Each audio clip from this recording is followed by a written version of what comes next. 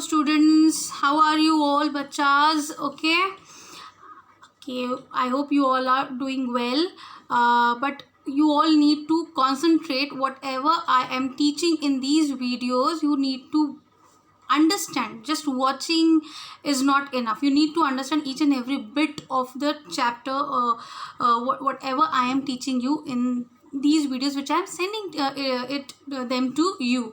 Okay so समझ के लेना ज़रूरी है. बिना सोचे समझे अगर आप सिर्फ देखोगे और छोड़ दोगे तो उसका कुछ यूज़ नहीं होगा. Okay so you have to understand, penetrate everything in your brain whatever you watch in this videos, in these videos.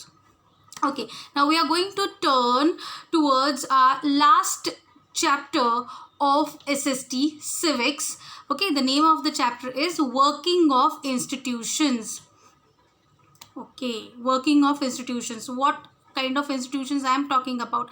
I am talking about those institutions which controls, takes decisions, execute those decisions, and also resolve the disputes among the government and the citizens. Of course, I am talking about the institutions which run our country. So those institutions you might have heard about. Those institutions are Parliament, then comes the executive and the judiciary. These three organs or institutions of our country are very, very, very important for all of us, right? So Parliament deals with the law making.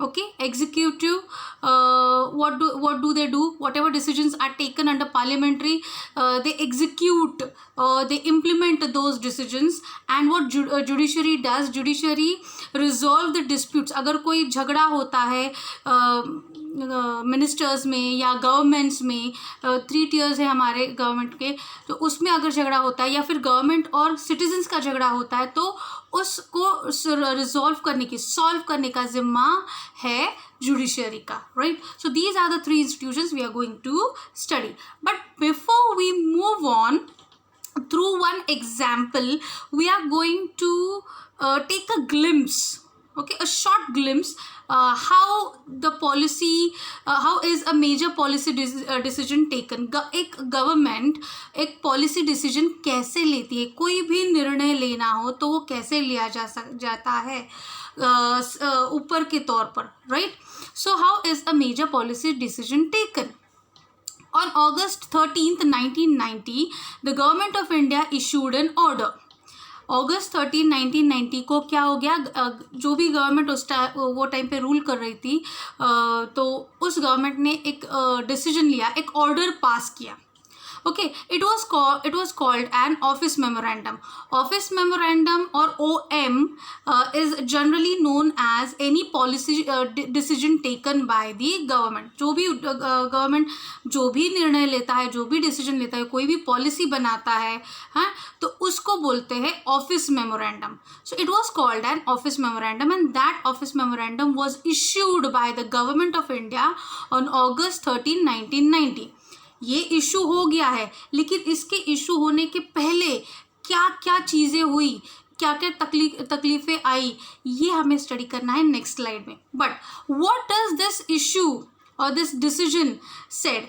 It said that 27% of the vacancies in civil post and services under the government of India are reserved for the socially and educationally backward classes.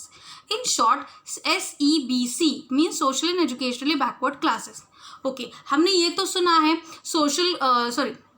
Schedule caste and schedule tribes, ये हमने terms सुने हैं, है ना? उनको हम short में बोलते हैं SCs और STs, राइट? तो ये बिसाइड्स SCs और STs, ये SEBC जो है, जो लोग इनके अंडर आते हैं, उनके लिए गवर्नमेंट में 27% सीट्स जो है वो वैकेंट रखे जाएंगे, खास तौर पे इन लोगों के लिए, राइट? सो कौन सी सर्विसेज के लिए? सिविल पोस्ट के लिए, सिविल पोस्ट और सर्विसेज के लिए 27% इन लोगों के लिए रिजर्व रखा जाएगा. तो ये मेमोरेंडम, ये ऑफिस मेमोरेंडम ये कहता था कि इसको इम्प्लीमेंट किया जाए. But how they did that, issue तो हो गया 13 अगस्त 1990 को, लेकिन उसके पहले क्या क्या सीन हुआ, इसकी हिस्ट्री क्या है, ये हमें जानना है, और तब हमें पता चलेगा कि कोई भी इंस्टीट्यूशन कैसे वर्क करता है, right. Okay, what do you think, who might have taken the decision, this decision, ये इशू किन लोगों ने ऑर्डर किया होगा? कोई भी साधारण सा सिविल सर्वेंट है उसने निर्णय लिया? No, this decision was taken by the persons who were involved in this decision were President, Prime Minister and Parliament. Parliament में आता है आपका council of ministers, cabinet of ministers, right. So ये सारे लोगों ने मिलके ये डिसीजन लिया, they issued this order. Okay, now it was done on August 13, 1998. पर उसके पहले क्या हुआ ये जानते हैं. So what happened, this process started in 1979. This order was issued in 1990, but उसकी शुरुआत हुई 1979 से.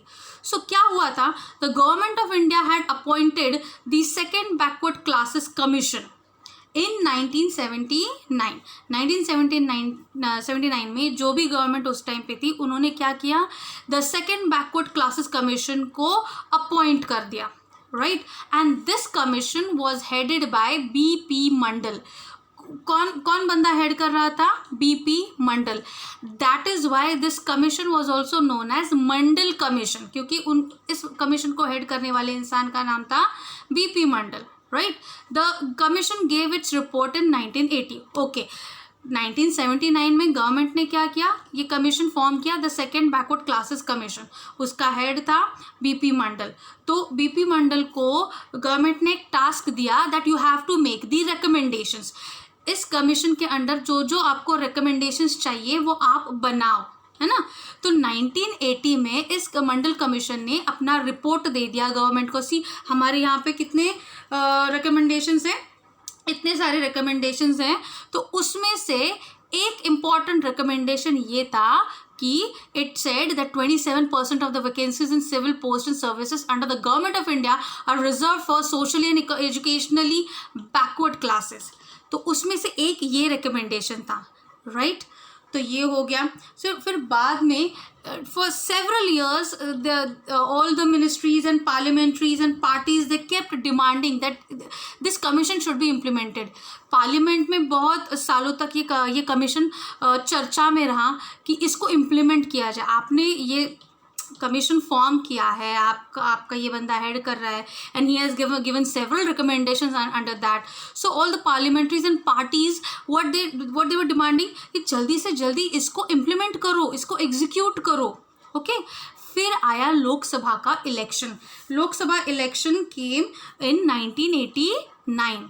देखो, कमीशन फॉर्म हुआ 1979 को, कमीशन ने रिकमेंडेशंस दिए गवर्नमेंट को 1980, और उसके बाद बहुत सालों तक चर्चा होती रही. Then for several years there were discussions in the parliament that this commission should get implemented.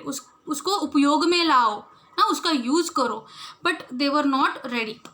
In 1989 when Lok Sabha elections were there, then one party, the Janata Dal party जो थी, उस पार्टी ने लोगों को आश्वासन दिया, they assured people if they got maximum votes, right, then it will it promised that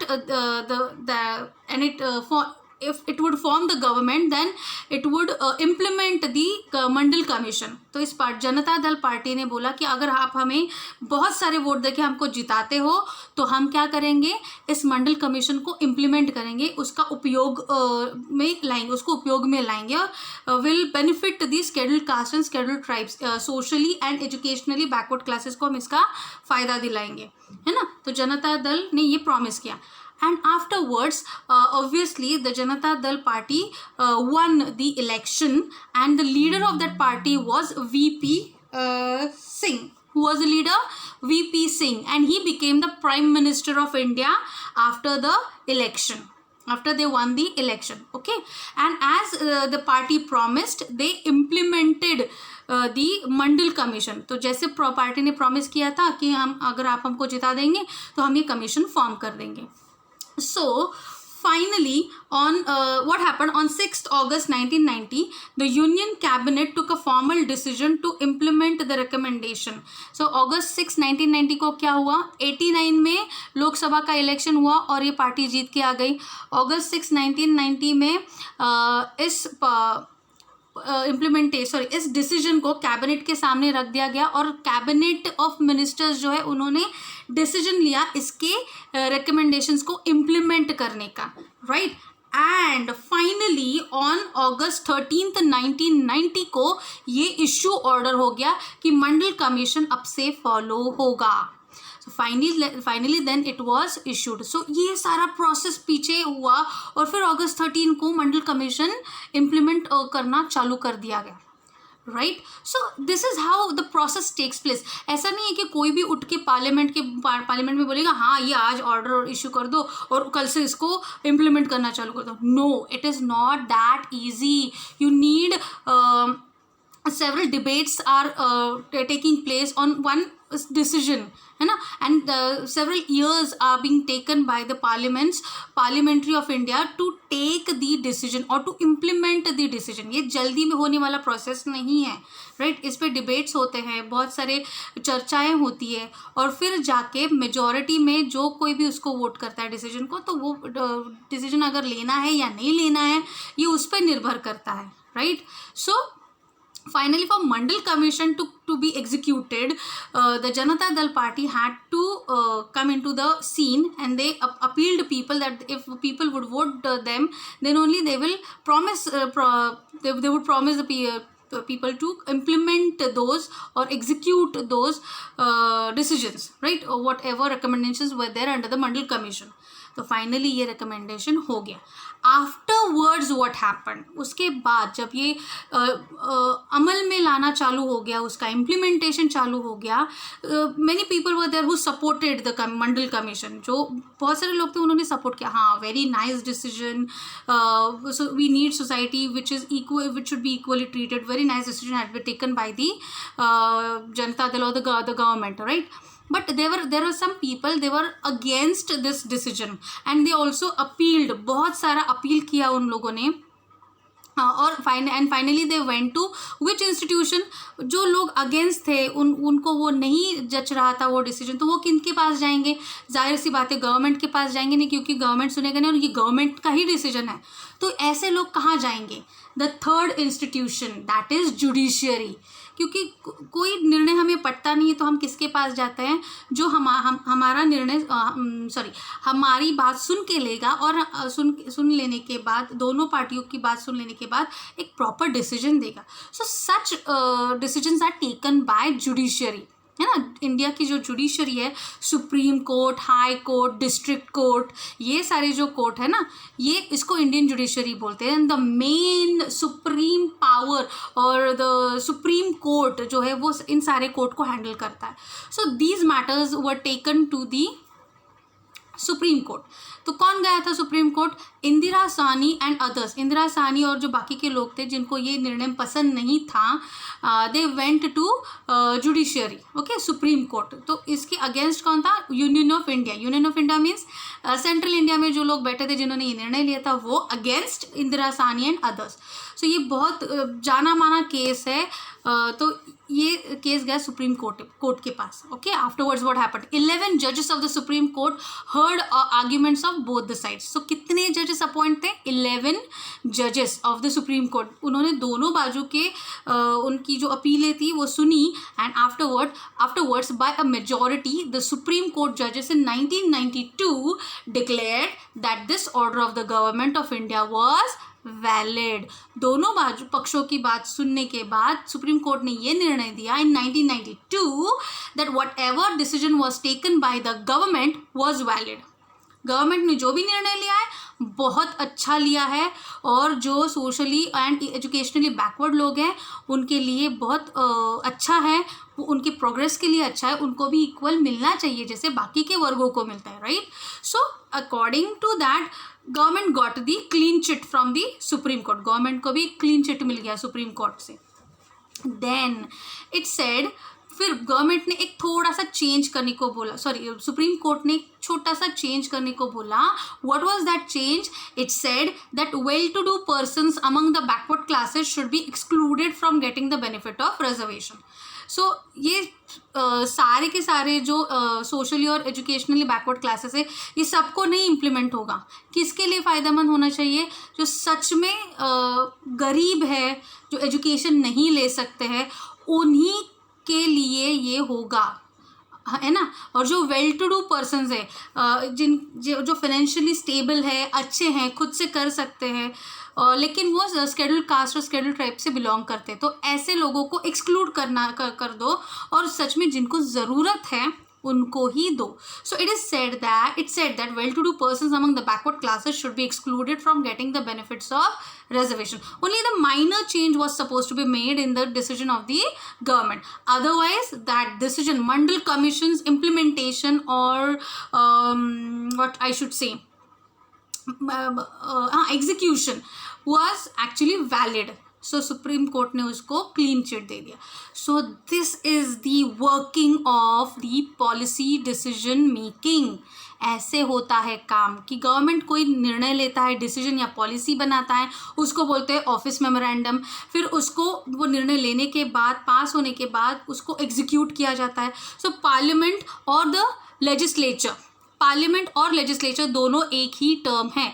legislature means, legislature का L stand करता है लॉ मेकिंग, जो लॉज बनाते हैं, राइट. सो लॉज कौन बनाता है? पार्लियामेंट में बनाया जाता है, लेजिस्लेचर में बनाया जाता है. Then who execute these laws, जो लॉ बनाया है, डिसीजन लिया है, तो उसको एग्जीक्यूट करने का काम करते हैं एग्जीक्यूटिव्स. कौन? एग्जीक्यूटिव. ये सेकेंड इंस्टीट्यूशन है हमारा. First is parliament, second is executive. And if there is any dispute, अगर कोई कुछ अनबन हो जाती है, कुछ मुठभेड़ नहीं बोल सकते हम, डिस्प्यूट यानी क्या कि मतभेद हो जाता है, मतभेद ओके, डिस्प्यूट्स. अगर कोई मतभेद हो जाता है इन डिसीजंस को लेके, तो जाते हैं सुप्रीम कोर्ट के पास या फिर जुडिशियरी के पास. तो third institution is judiciary. So 3 institutions are parliament, executive and judiciary. सो इस प्रकार से निर्णय लिए जाते हैं. कोई भी लॉ, पॉलिसी, ऑफिस मेमोरेंडम, इनको फॉर्म किया जाता है. Understood बच्चास? Now we will turn towards major functioning institutes. As I told you, the Prime Minister and the Cabinet are institutions that take all important policy decisions. तो policy decisions या फिर हम क्या बोले, office memorandum. Okay, office memorandum भी बोल सकते हैं, पॉलिसीज भी बोलते हैं, डिसीजन भी बोल सकते हैं. तो ये कौन लेता है? The prime minister and the cabinet. Cabinet क्या है? ये मिनिस्टर्स का ही एक ग्रुप होता है जो प्राइम मिनिस्टर चूज करते हैं, राइट. सो कैबिनेट मिनिस्टर्स है, काउंसिल ऑफ मिनिस्टर्स है, ये सारे the prime minister, cabinet minister, council of ministers, ये सारे आते हैं पार्लियामेंट के अंदर.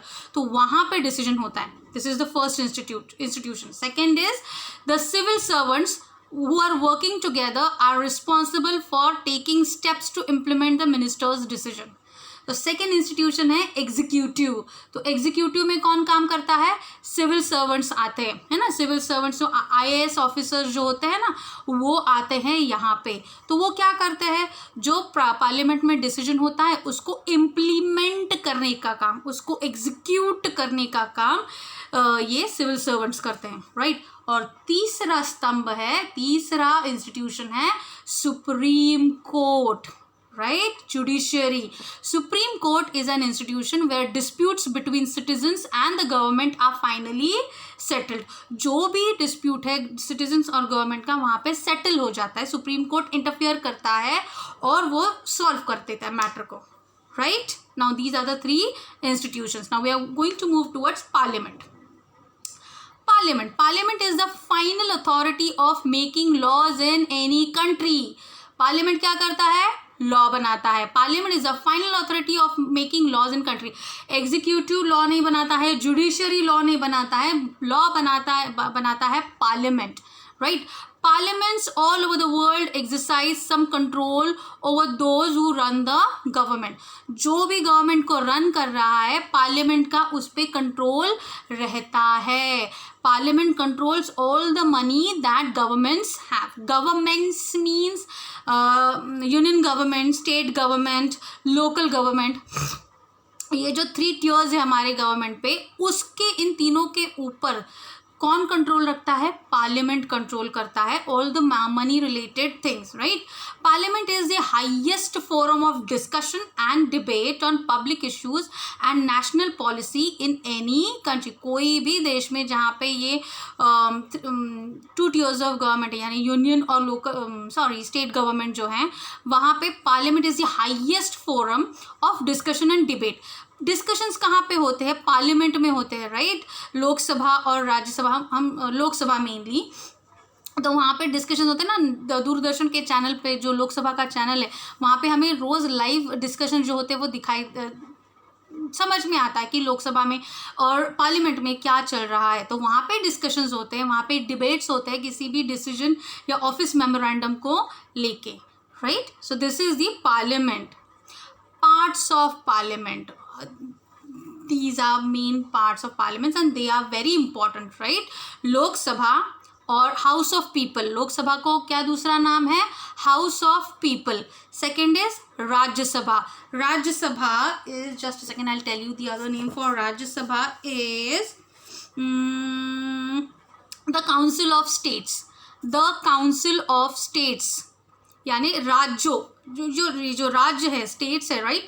लाइक महाराष्ट्र, केरला, कर्नाटका, जम्मू एंड कश्मीर, राजस्थान, उत्तर प्रदेश, बिहार, ये सारे राज्य हैं. उनके काउंसिल जो है, इन सारे स्टेट्स के जो काउंसिल है वो आते हैं, उनके जो मेंबर्स हैं वो आते हैं राज्यसभा में. ओके, सो राज्यसभा और the council of states. Lok Sabha means the council of people, I guess, yes, the house of people, the house of the people. And the third important part of parliament is president. Okay, president क्या करता है? इन जो भी decision लिया जाता है दोनों houses में, प्रेसिडेंट की सिग्नेचर चाहिए उस निर्णय पे, उस डिसीजन पे, उस पॉलिसी पे. until and unless any decision has been signed by the president does not get any approval. जब तक प्रेसिडेंट का एसेंट नहीं मिल जाता, जब तक प्रेसिडेंट की सिग्नेचर नहीं होती है, ये दोनों हाउसेस में जो लिए गए निर्णय हैं वो अप्रूव नहीं होते हैं. सो president is very important. President is not the part of decision making, but president approves the decision taken by the both the houses.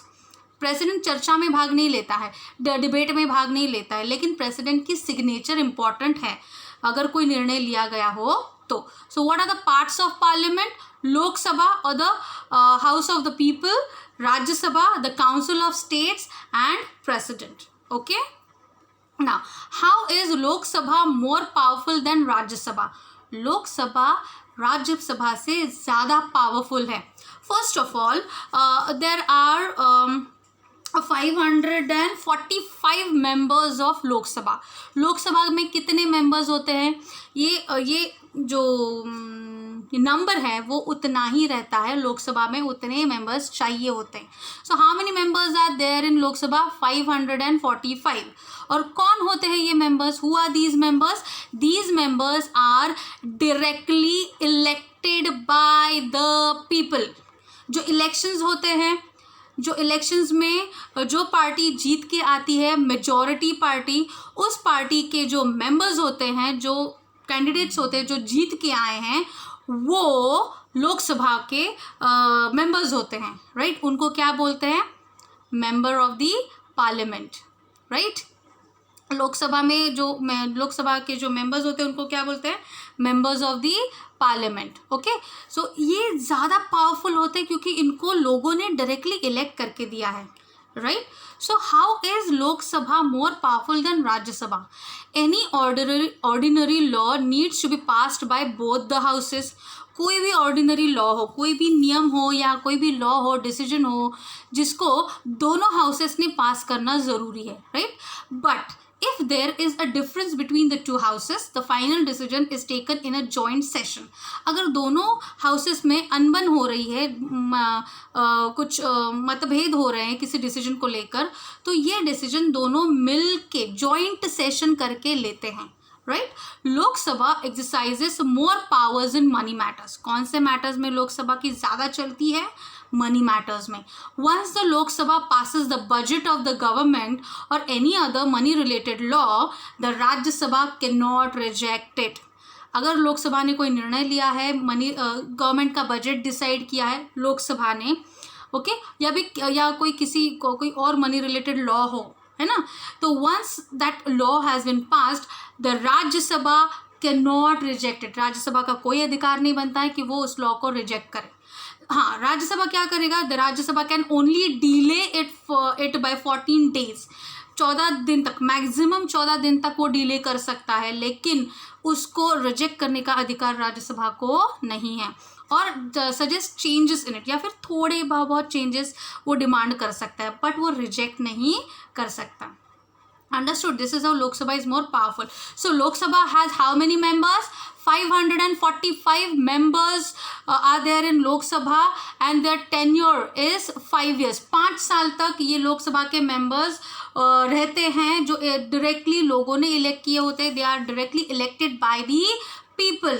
Okay, and Rajya Sabha has not more than 250 members who are elected indirectly by the legislative assemblies. अच्छा, ये हो गए लोकसभा के, हो गए directly elected by the people. But Rajya Sabha के कौन होते हैं? राज्यसभा के जो मेंबर्स होते हैं, they are not more than 250. 250 से ज़्यादा मेंबर्स नहीं होते राज्यसभा में. और जो भी मेंबर्स होते हैं राज्यसभा के, they are elected by the state legislative assemblies. जैसे पार्लियामेंट है पूरे देश के लिए, राइट, वैसे हर राज्यों के लिए, हर स्टेट के लिए उनका एक स्टेट लेजिस्लेटिव होता है ना, स्टेट लेजिस्लेटिव. तो जो एमएलएज होते हैं, MLAs means member of state legislative, वो होते हैं राज्यसभा के मेंबर्स. और एमपीज, मेंबर्स ऑफ पार्लियामेंट, वो होते हैं members of Lok Sabha.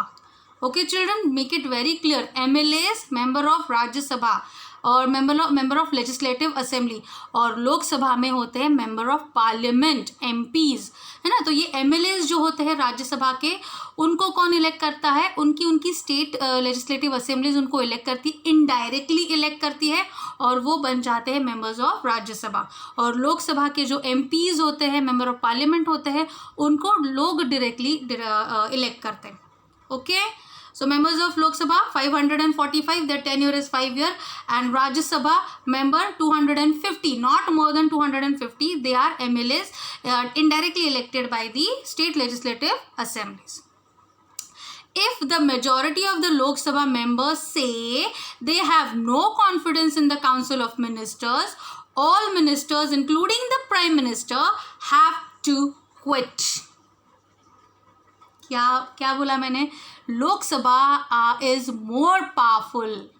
In what sense? अगर लोकसभा के मेंबर्स को लगता है, अगर एमपीज को लगता है कि उनको कॉन्फिडेंस नहीं है द काउंसिल ऑफ मिनिस्टर्स में, COM means council of ministers में उनको कोई कॉन्फिडेंस नहीं है, तो all the ministers including prime minister, उनको क्विट करना पड़ता है. रातों रात सरकार गिर सकती है. प्राइम मिनिस्टर क्विट कर देता है अगर लोकसभा का बैकिंग नहीं है प्राइम मिनिस्टर को. इसीलिए प्राइम मिनिस्टर किसको इम्प्रेस करने की ज़्यादा कोशिश करता है? Members of Lok Sabha. In this sense Lok Sabha is more powerful. Understood kids? Please make it very clear. Okay, the Rajya Sabha does not have this power. और राज्य सभा को ये अधिकार, ये right नहीं है. Only Lok Sabha has this power. Okay, so till here we are going to study, and other two institutions, executive and judiciary, we are going to learn about them in our next video. Until then, you are going to watch this video, understand the working of all the three, not all the three institutions. The example I gave you of the office memorandum issued on August 13, 1990, वो example हमने पढ़ा कि एक chain में हमने पढ़ा कि कैसे डिसीजन लिया जाता है, कैसे प्रोसेस होता है. And we have studied one of the institutions, that is the Parliament और the legislature in this video. two more institutions are there. We are going to discuss about them in our next video. Please watch this video, underline the main points, highlight the main points in the textbook and in the refresher as well, and please go through the MCQs also. Okay, and please give your comments in the comment section. Whosoever I'll get to see in the comment section. I'm going to put their attendance, otherwise others will be get absentee remark. Okay, now bye.